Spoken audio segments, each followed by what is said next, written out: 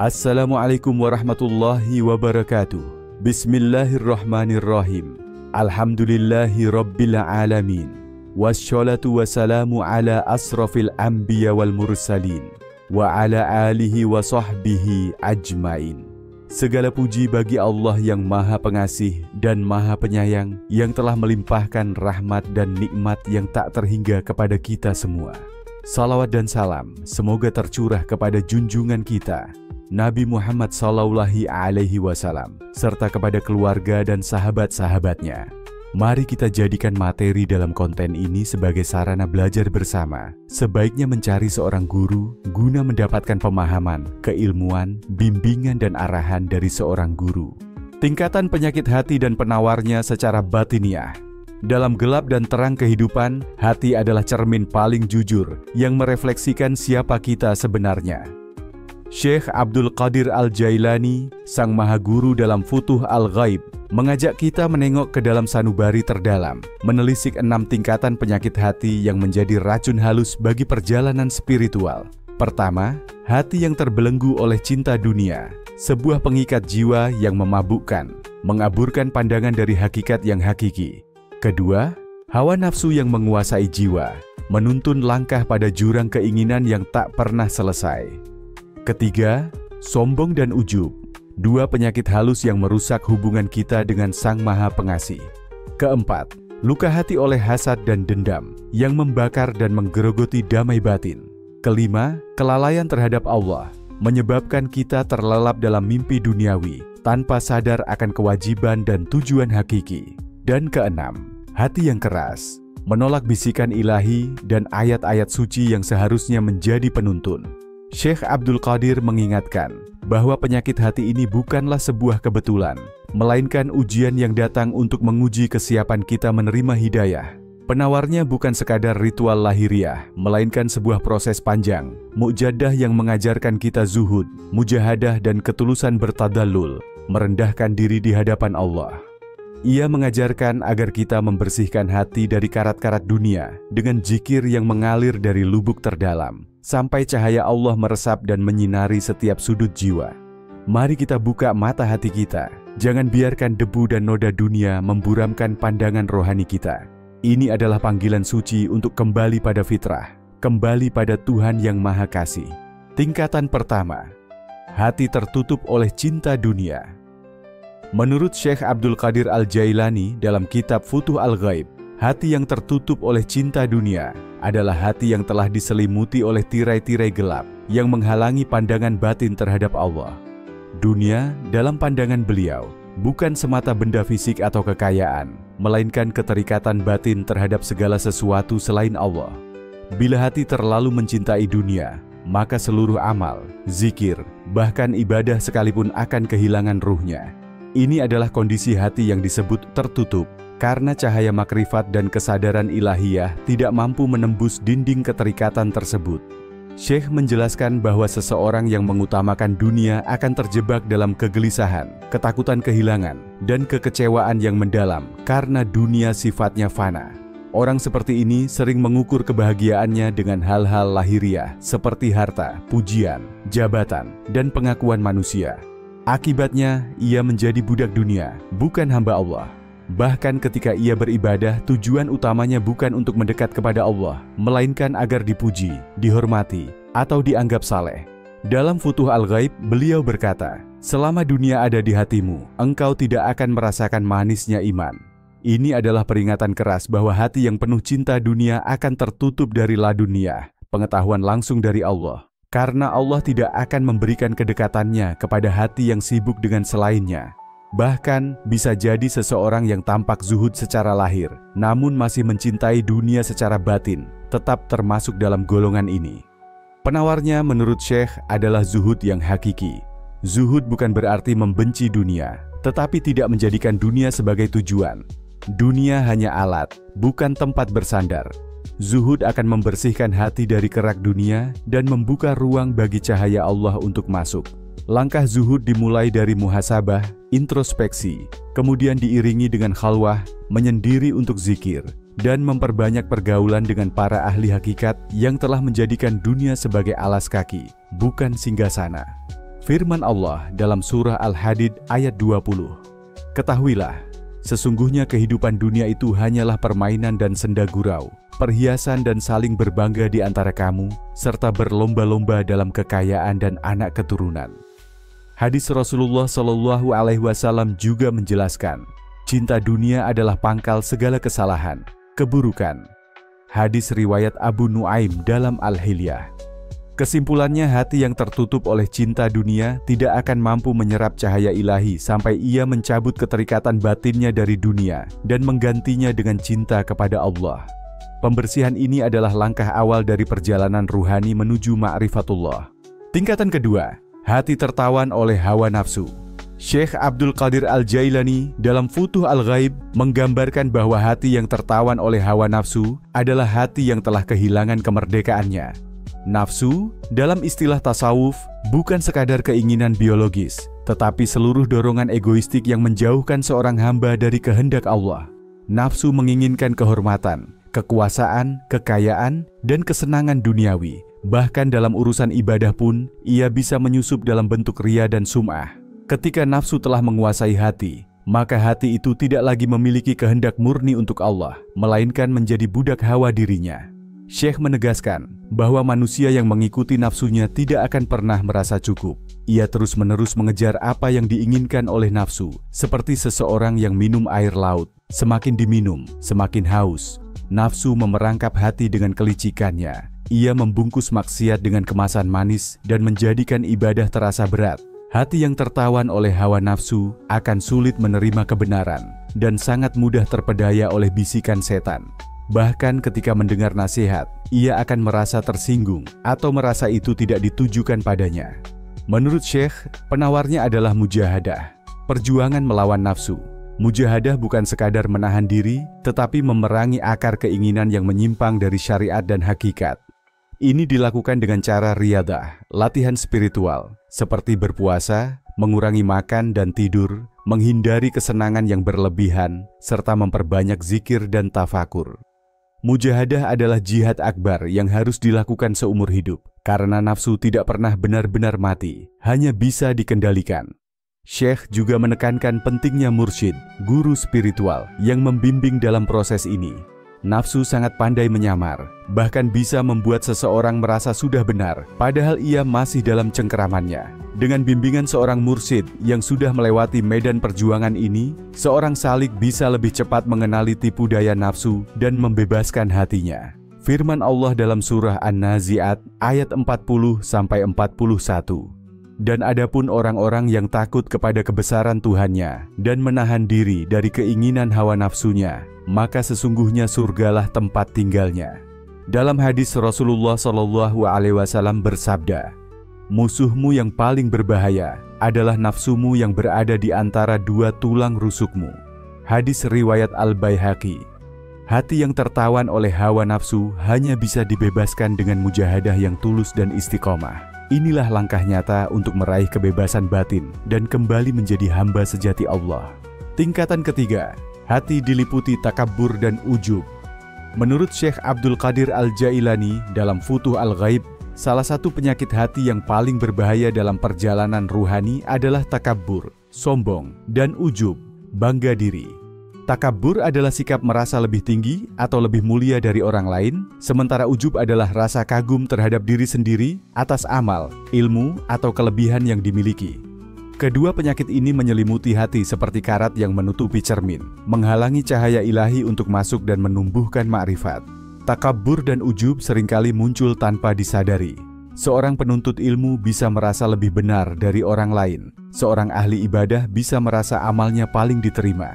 Dan bahkan seorang yang mendalami tasawuf bisa merasa telah mencapai derajat tinggi di sisi Allah. Inilah bentuk halus dari takabbur batin yang jauh lebih berbahaya dari kesombongan lahiriah. Syekh menjelaskan bahwa orang yang takabbur dan ujub telah tertipu oleh dirinya sendiri dan tidak akan mendapatkan taufik dari Allah. Syekh mengatakan, jika engkau melihat dirimu lebih mulia dari orang lain karena amal atau ilmu yang kau miliki, ketahuilah bahwa hatimu sedang sakit parah. Takabur adalah sifat iblis yang menolak sujud kepada Adam karena merasa lebih baik. Dan ujub adalah bentuk lupa bahwa semua kebaikan berasal dari Allah, bukan dari kekuatan diri sendiri. Hati yang dipenuhi dua sifat ini tidak akan pernah mampu merendahkan diri di hadapan Allah secara tulus, karena selalu ingin mengedepankan akunya. Penawar dari takabur dan ujub menurut Syekh adalah tadhalul, merendahkan diri, dan pengakuan terus-menerus bahwa segala kebaikan adalah karunia Allah. Seseorang harus membiasakan diri melihat dirinya sebagai hamba yang lemah, berdosa, dan tidak memiliki daya. Ia harus rajin berkumpul dengan orang-orang miskin, tawadu, dan ahli ibadah yang tidak terkenal. Juga memperbanyak doa agar Allah tidak mencabut rasa hina diri, zilah, di hadapannya. Syekh juga menganjurkan agar seseorang mengingat dosa-dosa masa lalu, agar tidak terpedaya dengan amalnya saat ini. Seringnya mengingat dosa akan melembutkan hati dan menghancurkan rasa ujub. Selain itu, memperbanyak istighfar dan berzikir dengan hati yang hancur adalah latihan terbaik untuk membebaskan hati dari sifat sombong. Firman Allah dalam surah Luqman ayat 18, "Dan janganlah kamu memalingkan mukamu dari manusia karena sombong, dan janganlah berjalan di muka bumi dengan angkuh. Sesungguhnya Allah tidak menyukai orang-orang yang sombong dan membanggakan diri." Hadis Nabi Muhammad SAW bersabda, "Tidak akan masuk surga orang yang di dalam hatinya terdapat kesombongan walau sebesar biji sawi." Hadis riwayat Muslim. Kesimpulannya, hati yang diliputi takabur dan ujub akan terhalang dari limpahan cahaya makrifat.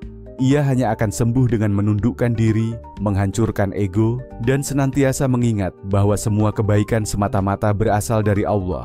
Tingkatan keempat, hati dikuasai was-was dan keraguan. Menurut Syekh Abdul Qadir Al-Jailani dalam Futuh Al-Ghaib, penyakit hati yang keempat dalam perjalanan menuju Allah adalah dominasi was-was, bisikan syaitan, dan syak, keraguan yang mengaburkan keyakinan. Hati yang dikuasai was-was adalah hati yang senantiasa diliputi kegelisahan, ketidakpastian, dan ketakutan yang tidak beralasan. Ia tak mampu menetap dalam ketenangan iman karena selalu digoda oleh bisikan-bisikan yang menimbulkan syubhat, baik dalam akidah, amal, maupun niat. Syekh menjelaskan bahwa was-was dan syak adalah senjata utama setan untuk memutuskan hubungan hamba dengan Tuhannya. Setan membisikkan rasa ragu terhadap keikhlasan, terhadap keabsahan amal, bahkan terhadap keberadaan Allah atau kebenaran wahyu. Jika seseorang tidak memiliki fondasi ilmu dan hati yang bersih, ia akan dengan mudah terombang-ambing dan kehilangan arah. Syekh menyebutkan bahwa keraguan adalah racun halus yang mematikan cahaya keyakinan. Keraguan dalam amal seringkali menjelma dalam bentuk was-was taharah, bersuci, was-was dalam sholat, dan rasa takut bahwa ibadahnya tidak sah.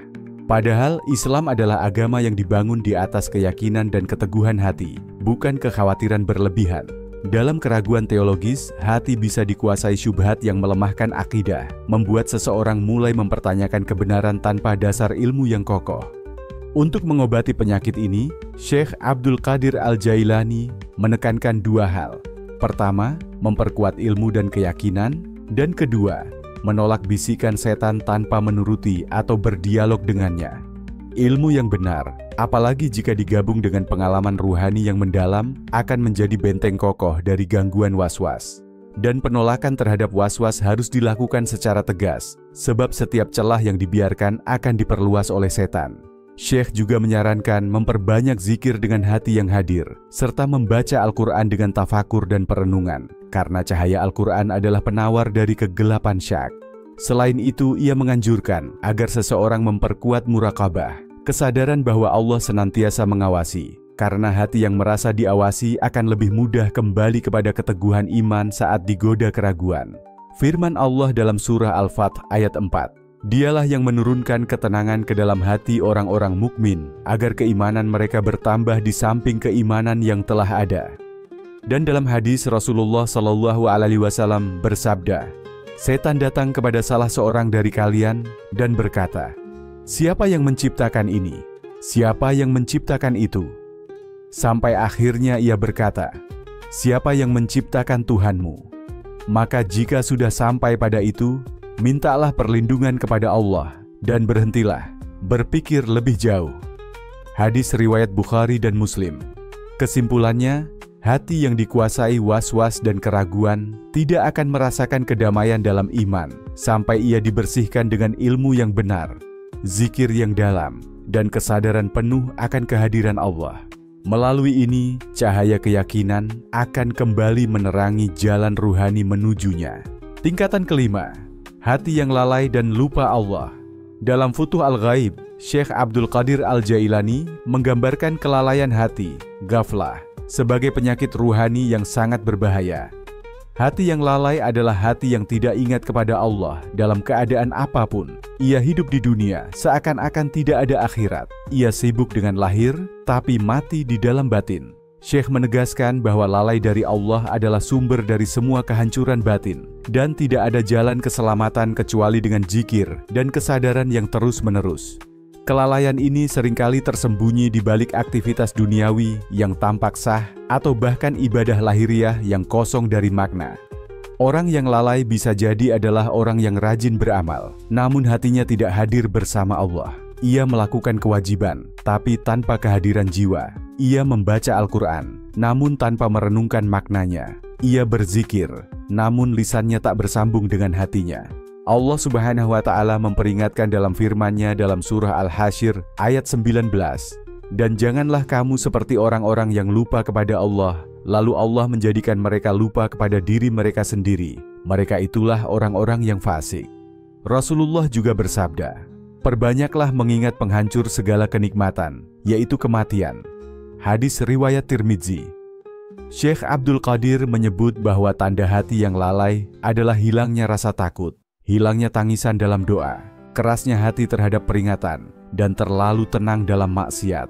Hati seperti ini tidak bisa menyerap cahaya, karena ia sudah tertutup oleh kabut dunia dan syahwat.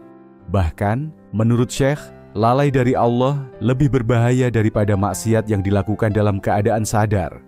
Sebab orang yang lalai tidak merasa berdosa dan tidak terdorong untuk bertobat. Untuk menyembuhkan hati yang lalai, Syekh menekankan pentingnya mujahadah, yakni perjuangan terus-menerus melawan rasa malas, bosan, dan keinginan duniawi. Ia menasihatkan murid-muridnya untuk memperbanyak zikir dengan hati yang hadir, seperti la ilaha illallah, astaghfirullah, dan memperbanyak tafakur tentang maut, akhirat, dan perjumpaan dengan Allah. Ia juga mengajarkan agar kita membaca Al-Quran tidak hanya dengan mata, tapi dengan hati yang merenung dan tunduk. Syekh menulis bahwa hati yang hidup adalah hati yang terus-menerus ingat kepada Allah, bahkan saat makan, berjalan, bekerja, atau tidur. Ketika hati seseorang selalu mengingat Allah, maka seluruh kehidupannya akan bercahaya. Dunia tidak lagi menjadi hijab, tapi menjadi jalan menuju Allah. Sebaliknya, ketika lalai menguasai hati, maka ia akan gelap, kaku, dan menjadi mangsa setan serta hawa nafsu. Oleh karena itu, penyembuhan hati yang lalai adalah dengan menghidupkan kembali kesadaran batin, menyalakan api cinta ilahi melalui zikir, muraqabah, merasa diawasi Allah, dan menjaga waktu dari hal-hal yang tidak bermanfaat. Sebab, waktu yang terlewat tanpa ingat kepada Allah adalah kerugian yang tidak tergantikan. Tingkatan keenam, hati yang keras dan tidak tersentuh oleh ayat Allah. Dalam Futuh Al-Ghaib, Syekh Abdul Qadir Al-Jailani memberikan peringatan keras terhadap hati yang membatu, hati yang telah kehilangan kelembutan, kekhusyukan, dan getaran batin saat mendengar ayat-ayat Allah. Hati seperti ini digambarkan oleh Syekh sebagai hati yang terkunci, tertutup dari cahaya wahyu, dan tidak lagi bisa menerima nasihat, bahkan dari kalam Tuhan yang Maha Suci. Allah Subhanahu wa Ta'ala berfirman dalam surah Al-Baqarah ayat 74. "Kemudian setelah itu hatimu menjadi keras seperti batu, bahkan lebih keras lagi. Padahal di antara batu-batu itu sungguh ada yang mengalir sungai-sungai darinya." Hati yang keras bukanlah hati yang sekadar berdosa. Ini adalah hati yang telah mati rasa terhadap peringatan. Ayat Al-Quran dibacakan, ia tidak menangis. Nasihat disampaikan, ia tidak tergetar. Musibah datang, ia tidak tersadar. Bahkan ibadah yang dilakukan pun menjadi rutinitas kaku tanpa ruh. Syekh menyebut, kerasnya hati sering menjadi akibat dari banyak maksiat, terlalu cinta dunia, dan meninggalkan zikir dalam waktu yang lama. Syekh Abdul Qadir menyatakan bahwa hati yang keras adalah hasil dari akumulasi penyakit ruhani, lalai, ujub, hasad, cinta dunia, dan kebiasaan menolak kebenaran. Hati semacam ini sulit menerima cahaya Allah karena telah dipenuhi oleh kegelapan hawa nafsu. Bahkan, ia bisa menjadi tempat masuknya tipu daya setan dan menjadi batu sandungan bagi orang lain dalam perjalanan ruhani mereka. Rasulullah bersabda, "Janganlah kalian memperbanyak bicara selain zikrullah, karena banyak bicara tanpa zikir mengeraskan hati. Dan sejauh-jauhnya manusia dari Allah adalah mereka yang berhati keras." Hadis riwayat Tirmidzi. Syekh mengajarkan bahwa penawar bagi hati yang keras adalah zikir yang dalam dan terus-menerus, menangis dalam doa, memaksa diri untuk khusyuk, dan menjauhi sebab-sebab kekerasan hati seperti terlalu banyak makan, tidur, bicara, dan berkumpul tanpa manfaat. Ia menganjurkan khalwah, menyendiri, dan tafakur tentang kematian dan akhirat sebagai cara melembutkan hati. Ketika hati kembali lembut, ia akan mudah tersentuh oleh ayat-ayat Allah, bahkan bisa menangis hanya karena satu kalimat yang mengingatkan kepadanya. Syekh juga menyebut pentingnya bertaubat dengan sungguh-sungguh, karena dosa yang terus dilakukan tanpa taubat memperkeras hati sedikit demi sedikit, dan hati yang sudah sangat keras hanya bisa dilembutkan dengan rahmat Allah yang ditarik dengan kerendahan diri dan tangisan penyesalan yang tulus. Hati yang lembut adalah tanda kehidupan ruhani. Ia mudah tersentuh, peka terhadap bisikan ilahi, dan merasa gentar saat mendengar kebenaran. Sebaliknya, hati yang keras ibarat batu yang menolak benih, tidak akan menumbuhkan apapun, walau disiram air wahyu sekalipun. Maka dalam makam ini, Syekh mengajak murid-muridnya untuk menghidupkan kembali sensitivitas ruhani dengan menyucikan hati dari penyakit-penyakitnya, memperbanyak tangisan dalam munajat, dan merendahkan diri sepenuhnya di hadapan Allah. Hati yang keras bisa disembuhkan selama masih ada keinginan untuk kembali.